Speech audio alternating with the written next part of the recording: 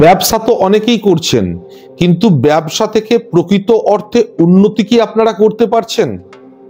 Maximum মানুষেরই উত্তর হবে না, পারছি না।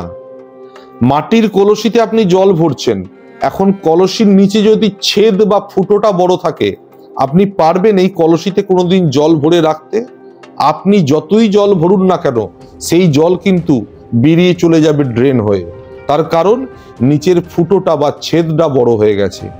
ঠিক তেমনি ব্যবসা থেকে আপনি যতই লাভ করুন না কেন, যতই উপার্জন করুন না কেন, যদি আপনার খরচে লাগাম না থাকে, তাহলে ওই কলসির নিচের ছেদের মতো আপনার সমস্ত ইনকাম, সমস্ত লাভ বেরিয়ে চলে যাবে।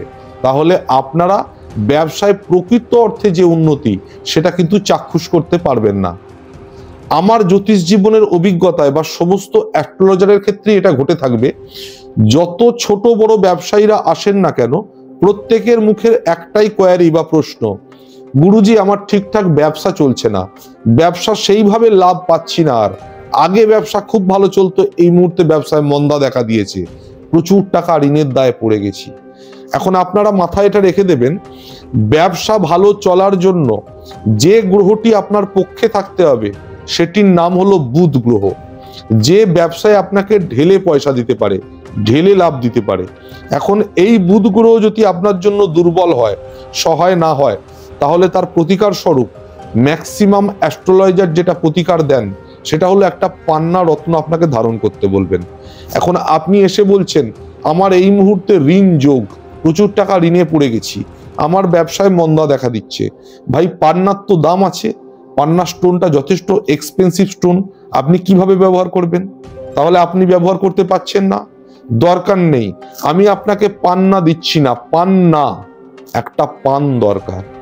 একটা পান দিয়ে আমি একটা চমকপ্রদ রেমেডি আজ আপনাদের বলবো, যে রেমেডি দ্বারা আপনারা একই ঢিলে দুই পাখি মারতে পারবেন। কিভাবে?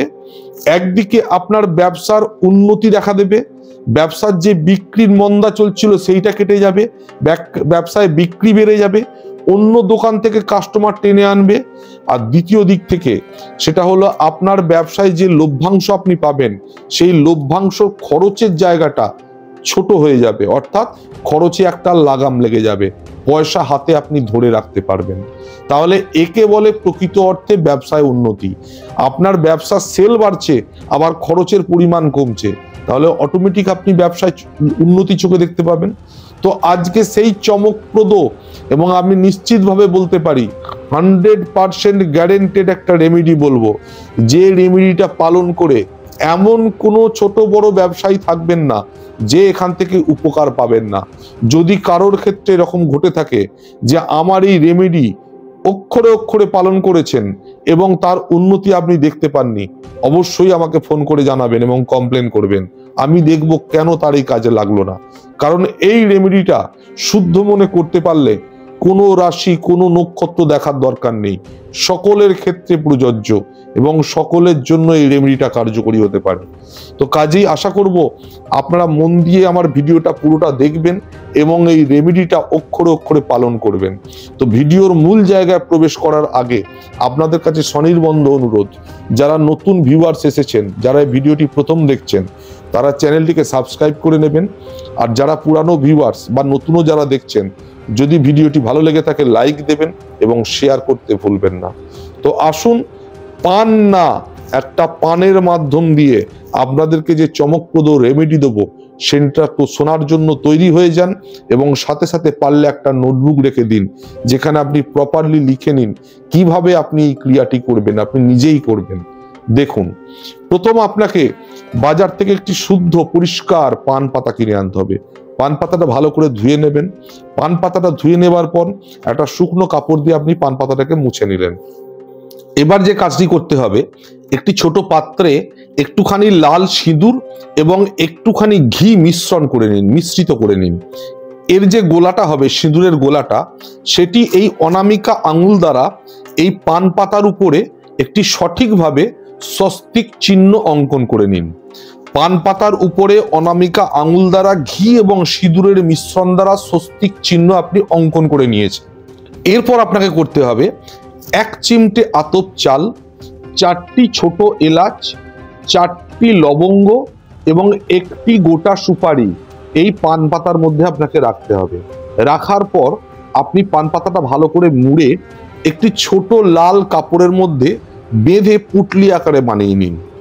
এবার এই পুটলিটি আপনাকে ক্যাশ বক্সে রেখে দিতে হবে। এখন যখন আপনি এই ক্যাশ বক্সে এই পুটলিটি রাখবেন তখন একটি মন্ত্র আমি বলে দেব, সেই মন্ত্রটি 3 বার উচ্চারণ করে রাখবেন এবং ধূপ দেখাবেন। ধূপ দেখাতে দেখাতে মন্ত্রটি বলবেন।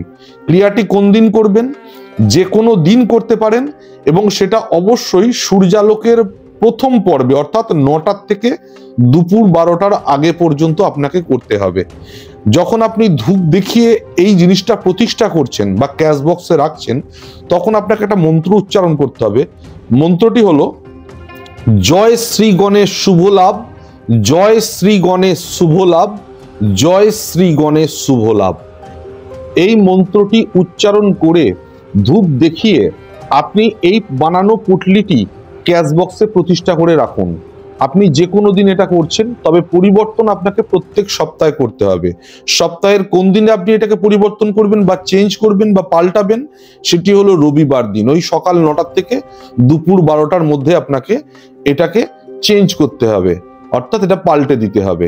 ঠিক যেভাবে বললাম ওইভাবেই পরের সপ্তাহে রবিবার দিন আপনাকে এই লাল শালুর মধ্যে পান পাতা এবং তার মধ্যে স্বস্তিক চিহ্ন অঙ্কন করে যে যে জিনিসগুলি আমি বললাম সেই জিনিসগুলো ভরে পুটলি আকারে বেঁধে আপনাকে ক্যাশ বক্সে রেখে দিতে হবে। আপনি এই ক্রিয়াটি প্রত্যেক সপ্তাহে পাল্টে এই ক্রিয়াটি করে দেখুন, আপনি ম্যাজিক অনুভব করবেন। আপনি ভাবতে পারবেন না আপনার ব্যবসায় এই ক্রিয়া কি ধরনের ফল দিতে পারে। আমি প্রথমেই বললাম এটা কিন্তু 100% পরীক্ষিত এবং 100% গ্যারেন্টিড উপায়। এই ক্রিয়া করলে আপনি সফলতা পাবেন, এটা নিশ্চয়ই নিশ্চয়ই নিশ্চয়ই। তো এই বিশ্বাস নিয়ে এই ক্রিয়াটি আপনি করে দেখুন, আপনার ব্যবসার প্রকৃত উন্নতি যেটা বলছে, একদিকে ব্যবসার আয় যেমন বাড়বে, সেল যেমন বাড়বে, অন্য দোকান থেকে কাস্টমার যেমন টেনে আনবে, তেমনি আপনার খরচের জায়গাতে লাগাম দেবে, আপনার খরচের পরিমাণটা কমবে, প্রকৃত অর্থে ব্যবসায় উন্নতি আপনি চোখে দেখতে পাবেন। যে ক্রিয়াটি বললাম এই ক্রিয়ার দ্বারা আপনারা 100% ব্যবসায় সফল হবেন, এটা নিশ্চিত। পারলে এর সাথে সাথে আর একটা ছোট্ট জিনিস আপনারা ধারণ করবেন এবং সেটি গলায় ধারণ করবেন। সেটি হলো একটি রত্ন, যার নাম হলো শ্রী বিনায়ক রত্ন, বা অনেকে এটা বলতে পারেন সিদ্ধি বিনায়ক রত্ন। পারলে এই সিদ্ধি বিনায়ক রত্ন গলায় কলেট আকারে একটা ধারণ করে নেবেন। জেনে রাখবেন এই রত্ন ধারণ করার জন্য কোনো রাশি নক্ষত্রের ক্ষেত্রে বাধা নেই, এর কোনো সাইড এফেক্ট নেই। এবং এই রত্ন ধারণ করার ফলে আপনারা কি কি এক্সট্রা ফল পেতে পারেন, সেটি হলো ঋণ যদি থেকে থাকে সেই ঋণ মুক্তি হয়ে যাবে, ব্যবসায় অভূতপূর্ব উন্নতি দেখতে পাবেন, কারণ একটা ক্রিয়া আপনি করছেন সাথে সাথে এই রত্ন আপনি ধারণ করেছেন, এবং মানসিক দুশ্চিন্তা, শরীরের রোগ মুক্তি, সমস্ত ক্ষেত্রে আপনাকে এই রত্নটি সহযোগিতা করবে, সাহায্য করবে। এই ক্রিয়ার সাথে সাথে যদি এই রত্নটি আপনি গলায় ধারণ করেন, আপনার ব্যবসায় সোনায় সোহাগা হয়ে যাবে, ব্যবসায় ম্যাজিক্যাল ইমপ্রুভমেন্ট দেখতে পাবেন এবং খুব কুইক, খুব তাড়াতাড়ি ব্যবসায় আপনার প্রকৃত অর্থে যে উন্নতি সেটা আপনার চোখে পড়বে। তো আশা করি আমার এই পরামর্শ আপনাদের ভালো লাগবে বা আপনারা মন থেকে পালন করবেন, বিশ্বাস নিয়ে পালন করবেন, এবং মায়ের কৃপায়, শ্রী শ্রী গণেশজির কৃপায় আপনাদের ব্যবসায় আয় উন্নতি বাড়ুক, আপনারা সুখে থাকবেন, ভালো থাকবেন, এইটুকু কামনা করে আজকে এই পর্যন্তই। আবার দেখা হবে পরের ভিডিওতে। নমস্কার। জয় মা সর্বমঙ্গলা।